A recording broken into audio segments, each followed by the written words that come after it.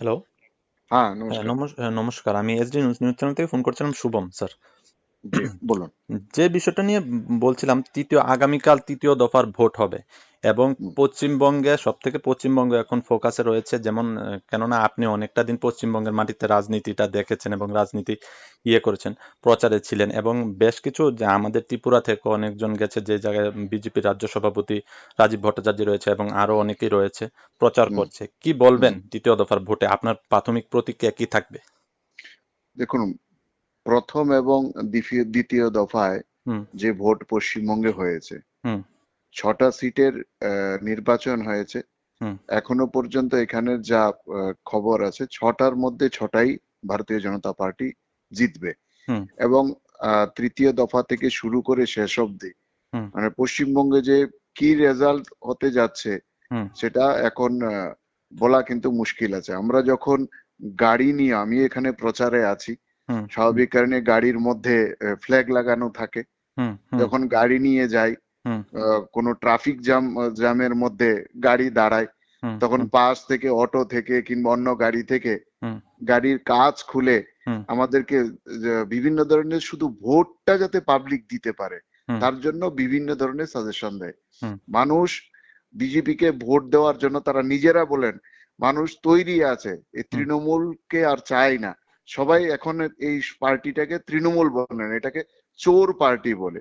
হুম। চোর চোর চোর, সারা রাজ্যে তৃণমূলের উপর যেটা তকমা লেগেছে, প্রথম কথা হচ্ছে চোর, হুম। আর দ্বিতীয় কথা হচ্ছে নারী নির্যাতনকারী সরকার। হুম। তো মানুষ উদ্গ্রীব হয়ে আছে ভারতীয় জনতা পার্টিকে ভোট দেওয়ার জন্য। হুম। এই কারণে আগামী এই নির্বাচন যখন শেষ হবে, হুম। পশ্চিমবঙ্গ থেকে একটা বিশাল জয় ভারতীয় জনতা পার্টি কিন্তু অপেক্ষা করছে। সেটা যখন আমরা ঘুরছি বিভিন্ন পাবলিক সেন্টিমেন্ট থেকে, কিন্তু তার অভিজ্ঞতার ভিত্তিতে কিন্তু আমি বলছি।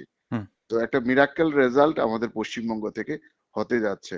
কারণ সন্দেশখালীর ঘটনা, হুম। হ্যাঁ, হুম। একদিকে নারী নির্যাতন, হুম। একদিকে বিভিন্ন ধরনের দুর্নীতি, হুম।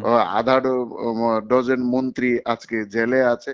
হুম। আর তৃতীয় কথা হচ্ছে, যে হারে বিভিন্ন অস্ত্র শস্ত্র উদ্ধার হচ্ছে, হুম। হুম। তাতে বোঝা যাচ্ছে যে বিভিন্ন ধরনের আহ, দেশ বিরোধী কার্যকলাপ কিংবা সংগঠনের সাথেও হুম। পশ্চিমবঙ্গের বিভিন্ন অর্গানাইজেশন যুক্ত আছে। তার পেছনে মদতদাতা তৃণমূল আছেন, হুম। যার ফলে মানুষ এই পশ্চিমবঙ্গকে বাঁচাতে, হুম। এখানকার নারীদের সম্মান বাঁচাতে হুম। তারা কিন্তু আর এই সরকারকে চাইছে না।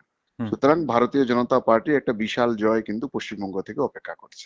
প্রচারে কিরকম সাড়া পাচ্ছেন আপনারা? প্রচারে ব্যাপক সাড়া আছে। কিছু মানুষ এমনও আছেন, হুম। তাদেরকে ভয় ভীতি দেখানো হচ্ছে, এখন থেকে ভয় ভীতি দেখানো হচ্ছে। হুম। বাড়ি বাড়ি গেলে হুম। মানুষ তার রিয়েকশন দেখলেই বোঝা যাচ্ছে তারা শুধু ভোটটার অপেক্ষা করছে। তাদের মধ্যে তৃণমূলের প্রতি চরম আক্রোশ প্রত্যেকের মনে আছে। হুম। তো সেই কারণে একটা নীরব বিপ্লব কিন্তু এবার হতে যাচ্ছে। ধন্যবাদ এসডি নিউজকে সময় দেওয়ার জন্য আপনাকে। ধন্যবাদ। হুম।